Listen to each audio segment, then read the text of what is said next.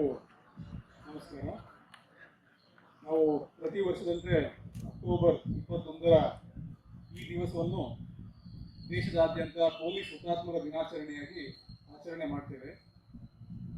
ಈ ಕಾರ್ಯಕ್ರಮಕ್ಕೆ ನಮ್ಮ ಆಹ್ವಾನದ ಮೇರೆಗೆ ಮಾನ್ಯ ನ್ಯಾಯಾಧೀಶರು ಶ್ರೀ ಮಂಜುನಾಥ್ ನಾಯಕ್ ಸಾಹೇಬರು, ಗೌರವಾನ್ವಿತ ಪ್ರಧಾನ ಜಿಲ್ಲಾ ಮತ್ತು ಸತ್ರ ನ್ಯಾಯಾಧೀಶರು ಆಗಮಿಸಿರ್ತಾರೆ. ಅವರಿಗೆ ನಾನು ವೈಯಕ್ತಿಕವಾಗಿ ಹಾಗೂ ನಮ್ಮ ಜಿಲ್ಲಾ ಪೊಲೀಸ್ ವತಿಯಿಂದ ಸ್ವಾಗತವನ್ನು ಕೊಡ್ತೇನೆ. ಅದೇ ರೀತಿ ಇನ್ನೊಬ್ಬ ವಿಶೇಷ ಆಹ್ವಾನಿತರು ಮಾನ್ಯ COR ಆಗಿರ್ತಕ್ಕಂಥ ಹೇಮಂತ್ ಅವರು ಕೂಡ ಈ ಒಂದು ಕಾರ್ಯಕ್ರಮಕ್ಕೆ ಆಗಮಿಸಿರ್ತಾರೆ. ಅವ್ರಿಗೂ ಕೂಡ ನಾನು ವೈಯಕ್ತಿಕವಾಗಿ ಮತ್ತು ಪೊಲೀಸ್ ವತಿಯಿಂದ ಸ್ವಾಗತವನ್ನು ಬಯಸ್ತೇನೆ. ಹಾಗೆಯೇ ಈ ವೇದಿಕೆಯಲ್ಲಿ ನಮ್ಮ ಜಿಲ್ಲೆಯ ಹೆಚ್ಚುವರಿ ಪೊಲೀಸ್ ಅಧೀಕ್ಷಕರಾಗಿರ್ತಕ್ಕಂಥ ಶ್ರೀ ಕಾರ್ಯಪ್ಪನವರು ಮತ್ತು ಶ್ರೀ ರಮೇಶ್ ಅವರು ಕೂಡ ಇರ್ತಾರೆ. ಅವ್ರಿಗೂ ಕೂಡ ಸ್ವಾಗತವನ್ನು ಬಯಸ್ತೇನೆ. ಮತ್ತು ಇನ್ನೊಬ್ಬ ವಿಶೇಷ ಆಹ್ವಾನಿತರು KSRP ಕಮಾಂಡೆಂಟ್ ಅವರಾಗಿರ್ತಕ್ಕಂಥ ಯುವಕುಮಾರ್ ಅವರು ಇರ್ತಾರೆ. ಅವ್ರಿಗೂ ಕೂಡ ನಾನು ಪೂರ್ವಕವಾಗಿ ಸ್ವಾಗತವನ್ನು ಬಯಸ್ತೇನೆ. ಅದೇ ರೀತಿ ಈ ಕಾರ್ಯಕ್ರಮಕ್ಕೆ ನಮ್ಮ ಜಿಲ್ಲೆಯ ಎಲ್ಲ ಪೊಲೀಸ್ ಉಪ ಅಧೀಕ್ಷಕರುಗಳು ಮತ್ತು police inspectors, police sub inspectors ಮತ್ತು ಎಲ್ಲ ಸ್ಟಾಫು ಮತ್ತು ಮಾಧ್ಯಮ ಮಿತ್ರರು ಕೂಡ ಬಂದಿರ್ತಾರೆ. ಹಾಗೆ retired police staff and officers ಕೂಡ ಬಂದಿರ್ತಾರೆ. ಸಾರ್ವಜನಿಕರು ಕೂಡ ಬಂದಿರ್ತಾರೆ. ಎಲ್ಲರಿಗೂ ಕೂಡ ನಾನು ಸ್ವಾಗತವನ್ನು ಕೋರಲಿಕ್ಕೆ ಇಷ್ಟಪಡ್ತೇನೆ. ತಮ್ಮೆಲ್ಲರಿಗೂ ಗೊತ್ತಿರೋ ಹಾಗೆ 21 ಅಕ್ಟೋಬರ್ 1959ರಂದು ಕೇಂದ್ರ ಮೀಸಲು ಪಡೆಯ DOSP ಶ್ರೀ ಕರಣ್ ಸಿಂಗ್ ಅವರ ನೇತೃತ್ವದಲ್ಲಿ 20 ಜನರ ಒಂದು ತಂಡ ಭಾರತ ಮತ್ತು ಚೀನಾ ದೇಶದ ಗಡಿ ಪ್ರದೇಶದ ಲಡಾಖ್ನ ಹಾಟ್ ಸ್ಪ್ರಿಂಗ್ ಎಂಬ ಸ್ಥಳದಲ್ಲಿ ರಕ್ಷಣಾ ಕಾರ್ಯದಲ್ಲಿ ತೊಡಗಿರುತ್ತದೆ. ಆ ಸಮಯದಲ್ಲಿ ನೆರೆಯ ಚೀನಾ ದೇಶದ ಸೈನಿಕರು ಹಠಾತ್ತನೆ ಆಕ್ರಮಣ ಮಾಡಿ ಶ್ರೀ ಕರಣ್ ಸಿಂಗ್ ಮತ್ತು 9 ಇತರೆ ಸಿಬ್ಬಂದಿಗಳನ್ನ ಹತ್ಯೆ ಮಾಡಿರ್ತಾರೆ. ಸೊ ಆ ಹುತಾತ್ಮರ ದೇಹಗಳನ್ನು 28 ನವೆಂಬರ್ 1959ರಂದು ಭಾರತಕ್ಕೆ ಹಸ್ತಾಂತರ ಮಾಡಲಾಗಿರುತ್ತದೆ. ಸಕಲ ಪೊಲೀಸ್ ಗೌರವದೊಂದಿಗೆ ಅಂತಿಮ ಸಂಸ್ಕಾರವನ್ನು ಕೂಡ ನಾವು ನೆರವೇರಿಸುತ್ತೇವೆ. ತ್ಯಾಗ ಮಾಡಿದವರ ನೆನಪಿನಲ್ಲಿ ರಾಷ್ಟ್ರದಾದ್ಯಂತ ಪ್ರತಿ ವರ್ಷ ಅಕ್ಟೋಬರ್ 21ನೇ ತಾರೀಕಿನಂದು ಪೊಲೀಸ್ ಹುತಾತ್ಮ ದಿನಾಚರಣೆಯನ್ನಾಗಿ ನಾವು ಆಚರಣೆ ಮಾಡಿಕೊಂಡು ಬಂದಿರ್ತೇವೆ. ಈ ದಿನ ರಾಷ್ಟ್ರದಲ್ಲಿ ಕಾನೂನು ಮತ್ತು ಸುವ್ಯವಸ್ಥೆಯನ್ನು ಕಾಪಾಡುವಾಗ, ರಾಷ್ಟ್ರ ರಕ್ಷಣೆ ಮಾಡುವಾಗ ಮತ್ತು ಇತರೆ ಕರ್ತವ್ಯದಲ್ಲಿ ನಿರತರಾಗಿರ್ತಕ್ಕಂಥ ಅವಧಿಯಲ್ಲಿ ಪ್ರಾಣ ತ್ಯಾಗನ ಮಾಡಿದಂತಹ ಅಧಿಕಾರಿ ಮತ್ತು ಸಿಬ್ಬಂದಿಗಳನ್ನು ಗೌರವಪೂರ್ವಕವಾಗಿ ಸ್ಮರಿಸಲಾಗುವುದು. ದೇಶದ ಉದ್ದಗಲಕ್ಕೂ ಪ್ರತಿದಿನವೂ ಸಮಾಜದ ರಕ್ಷಣೆಯಲ್ಲಿ ಬಲಿಯಾಗುವ ಪೊಲೀಸರ ಸಂಖ್ಯೆ ಅಪಾರ. ಇಂತಹ ಕರ್ತವ್ಯ ಪರಿಪಾಲನೆಯಲ್ಲಿ ದಿನಾಂಕ 1/9/2024ರಿಂದ 31/8/2025 ಅವಧಿಯಲ್ಲಿ ಭಾರತ ದೇಶದಲ್ಲಿ ಒಟ್ಟು 191 ಜನ ಪೊಲೀಸ್ ಅಧಿಕಾರಿ ಮತ್ತು ಸಿಬ್ಬಂದಿರವರು ಕ್ಲಿಷ್ಟಕರ ಪರಿಸ್ಥಿತಿಯಲ್ಲಿ ಕರ್ತವ್ಯ ನಿರ್ವಹಿಸುತ್ತಿರುವಾಗ ಮೃತಪಟ್ಟಿರ್ತಾರೆ. ಇದರಲ್ಲಿ ನಮ್ಮ ರಾಜ್ಯದ ಕರ್ನಾಟಕ ರಾಜ್ಯದ 8 ಪೊಲೀಸ್ ಅಧಿಕಾರಿ ಮತ್ತು ಸಿಬ್ಬಂದಿರವರು ಮೃತಪಟ್ಟಿರ್ತಾರೆ. ಈ ಹುತಾತ್ಮರನ್ನು ಸ್ಮರಿಸುವುದು ನಮ್ಮ ಆದ್ಯ ಕರ್ತವ್ಯವಾಗಿರುತ್ತದೆ.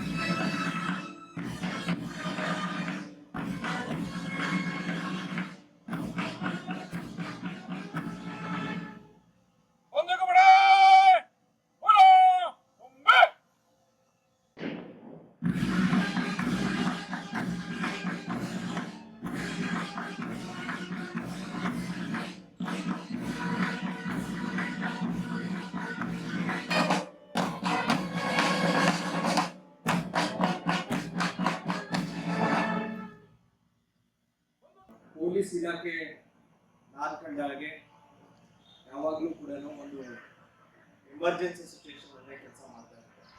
ಸಿವಿಲ್ ಅಡ್ಮಿನಿಸ್ಟ್ರೇಷನ್ ಅಲ್ಲಿ ಆಯಿತು ಅಂದರೆ ನಮಗೆ ಯಾವುದೇ ರೀತಿ ಎಮರ್ಜೆನ್ಸಿ ಸಿಚುವೇಶನ್ ಕೆಲಸ ಮಾಡುವಂಥ ಅವಶ್ಯಕತೆ ಇರೋದಿಲ್ಲ. ಆದರೆ ಪೊಲೀಸ್ ಇಲಾಖೆಯಲ್ಲಿ ನಮಗೆ ಅಂದರೆ ಸಾರ್ವಜನಿಕರು ನಮ್ಮ ಹತ್ರ ಬರುವ ಸಮಯದಲ್ಲಿ ಯಾವುದಾದ್ರೂ ಒಂದು ಸಮಸ್ಯೆ ಇದ್ದಲ್ಲಿ ಅಷ್ಟೇ ನಮ್ಮ ಹತ್ರ ಬರ್ತಾರೆ ಹೊರತು ಸಮಸ್ಯೆ ಇಲ್ಲದೆ ಇದ್ರೆ ಬರೋದಿಲ್ಲ.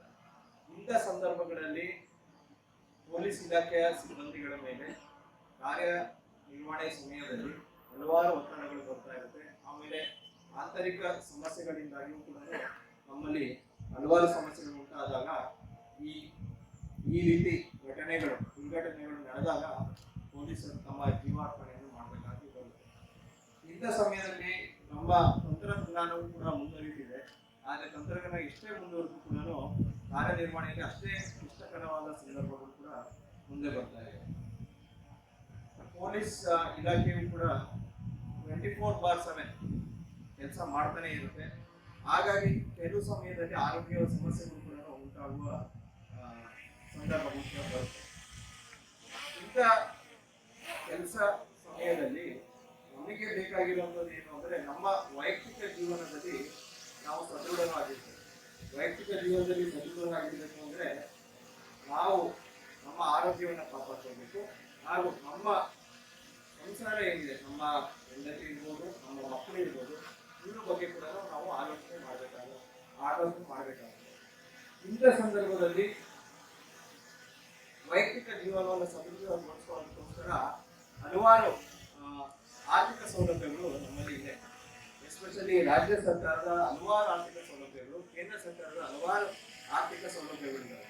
ಅಂದ್ರೆ ರಾಜ್ಯ ಸರ್ಕಾರ ನೇರವಾಗಿ ನಮಗೆ ಕೊಡದೇ ಇರ್ಬೋದು, ಆದ್ರೆ ನಾವು ಅದನ್ನ ಪಡೆದುಕೊಂಡ್ರೆ ನಿಜವಾಗ್ಲೂ ಕೂಡ ನಮ್ಮ ವೈಯಕ್ತಿಕ ಜೀವನ ನಾವು ಸದೃಢಗೊಳಿಸ್ಕೊಳ್ಬಹುದು.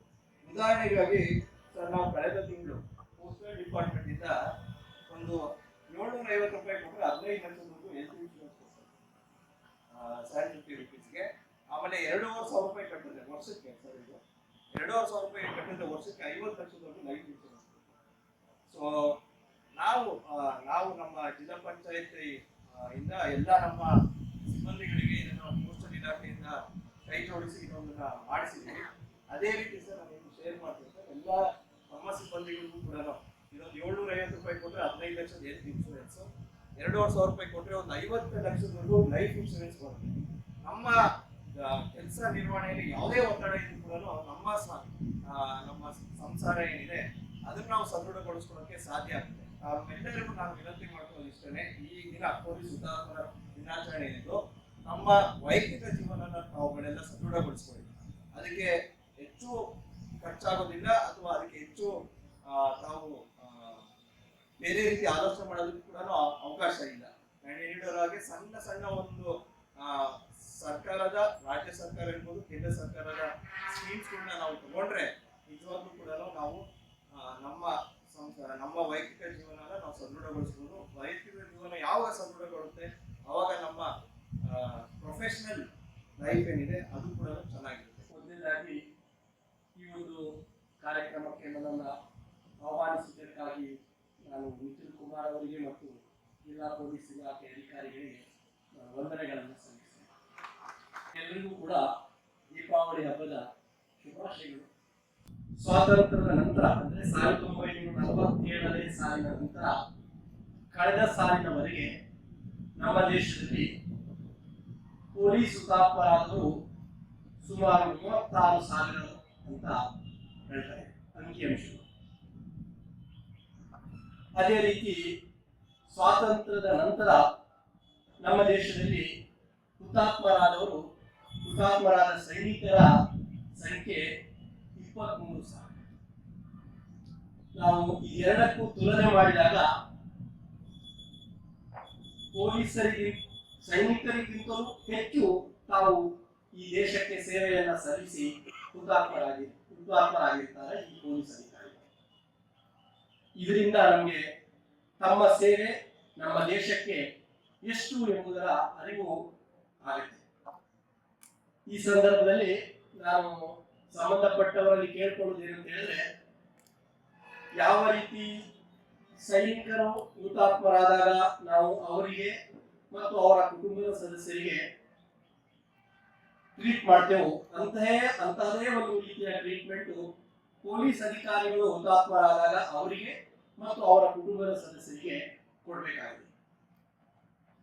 ಕೇವಲ ಒಬ್ಬ ಮನುಷ್ಯನ ಅಗಲಿಕೆ ಹಣಕಾಸಿನ ಸಹಾಯದಿಂದ ಅಥವಾ ಅನುಕಂಪದ ಆಧಾರದ ಮೇಲೆ ನೌಕರಿ ಕೊಡುವುದರಿಂದಾಗಿ ನಾವು ಸಮಾನತೆ ಸಾಧಿಸಲಿಕ್ಕೆ ಸಾಧ್ಯ ಇಲ್ಲ. ಆದರೂ ಕೂಡ ಅವರಿಗೆ ಅವರ ಕುಟುಂಬದ ಸದಸ್ಯರು ಹುತಾತ್ಮರಾಗಿ ದೇಶಕ್ಕಾಗಿ ಸೇವೆ ಸಲ್ಲಿಸಿ ಹುತಾತ್ಮರಾದಾಗ ಅವರನ್ನ ನಾವು ಸೂಕ್ತವಾಗಿ ಗೌರವಯುತವಾಗಿ ಕಾಣಬೇಕು. ಇದು ನಮ್ಮ ಬಾಧ್ಯ ಕರ್ತವ್ಯ ಅಂತ ನಾನು ಈ ಸಂದರ್ಭದಲ್ಲಿ ಹೇಳಿದೆ. ತಮ್ಮ ಸೇವೆ ಬಹಳ ಅನುಪಮ ಅಂತ ನಾನು ಈ ಸಂದರ್ಭದಲ್ಲಿ ಹೇಳಿದೆ. ಬಹಳ ಯಶಸ್ವಿಯಾಗಿ ಶ್ರೀ ಜಿ.ಕೆ. ಮುದಿನ್ ಕುಮಾರ್ ಮತ್ತು ಅವರ ತಂಡ ಮತ್ತು ತಾವೆಲ್ಲರೂ ಕೂಡ ಶಿವಮೊಗ್ಗ ಜಿಲ್ಲೆಯಲ್ಲಿ ಅತ್ಯುತ್ತಮವಾದ ಒಂದು ಸೇವೆಯನ್ನ ಸಲ್ಲಿಸಿದ್ದೀನಿ ಅಂತ ಈ ಸಂದರ್ಭದಲ್ಲಿ ನಾವು ನಿಮಗೆ ಹೇಳ್ತಾ ಇದಕ್ಕಾಗಿ ನಾವು ಅಭಿನಂದನೆಗಳನ್ನು ಈ ಸಂದರ್ಭದಲ್ಲಿ